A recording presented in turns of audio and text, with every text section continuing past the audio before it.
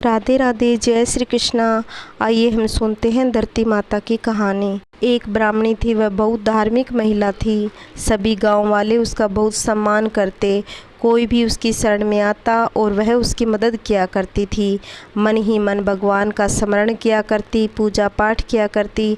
भगवान की सेवा, पूजा व ज़रूरतमंदों की सेवा ही उसका परम धर्म था। एक दिन ब्राह्मणी की मृत्यु हो गई और वह भगवान के घर गई। वहाँ जाकर बोली, मुझे बैकुंठ का रास्ता बता दो। स्वर्ग से एक दूत आया और बोला, ब्राह्मणी आपको क्या चाहिए? वो बोली, मुझे बैकुंठ का रास्ता बता दो। आगे आगे दूत और पीछे पीछे ब्राह्मणी मंदिर तक गए। ब्राह्मणी बहुत धार्मिक महिला थी। उसने बहुत दान पुण्य कर रखा था। उसे विश्वास था कि उसके लिए बैकुंठ का रास्ता अवश्य ही खुल जाएगा। ब्राह्मणी ने जाकर देखा, वहाँ बड़ा सा मंदिर, सोने का सिंहासन, हीरे मोती से जड़ित छतरी थी। चित्रगुप्त जी न्याय सभा में बैठे साक्षात इंद्र के समान शोभा पा रहे थे और न्याय नीति से अपना राज्य संभाल रहे थे। यमराज जी सबको कर्म अनुसार दंड दे रहे थे। ब्राह्मणी ने जाकर प्रणाम किया और बोली, मुझे बैकुंठ जाना है। चित्रगुप्त जी ने लेखा सुनाया और कहा कि ब्राह्मणी, तुमने सब धर्म किए परंतु धरती माता की कहानी नहीं सुनी, इसलिए तुम्हारे सिर पर धरती माता का कर्ज है। बैकुंठ में कैसे जाएगी? ब्राह्मणी बोली, धरती माता की कहानी से क्या नियम है?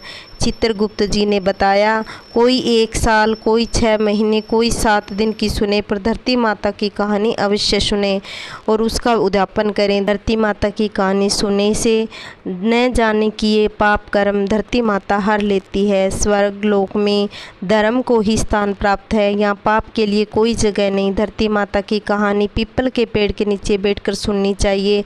यह बात सुनकर ब्राह्मणी ने प्रार्थना की, मुझे 7 दिन वापस पृथ्वी लोक में जाने दो, मैं कहानी सुनकर वापस आ जाऊंगी। चित्रगुप्त जी ने उसका लेखा जोखा देकर 7 दिन के लिए पृथ्वी पर भेज दिया।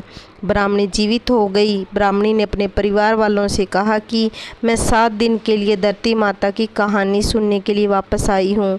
इस कथा को सुनने से बड़ा पुण्य मिलता है और उससे पीपल के पेड़ के नीचे बैठकर परिवार के साथ 7 दिन तक धरती माता की कहानी सुनी।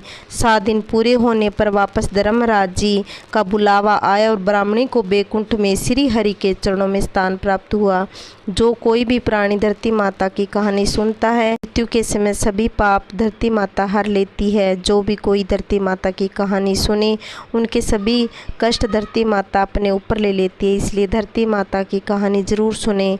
बोले धरती माता की जय। श्री कृष्णा, राधे राधे। मेरी कहानी आपको कैसी लगी कमेंट करके ज़रूर बताइए। अगर चैनल को सब्सक्राइब नहीं किया तो प्लीज़ सब्सक्राइब ज़रूर करना, लाइक करना और कमेंट करके बताना कैसी लगी।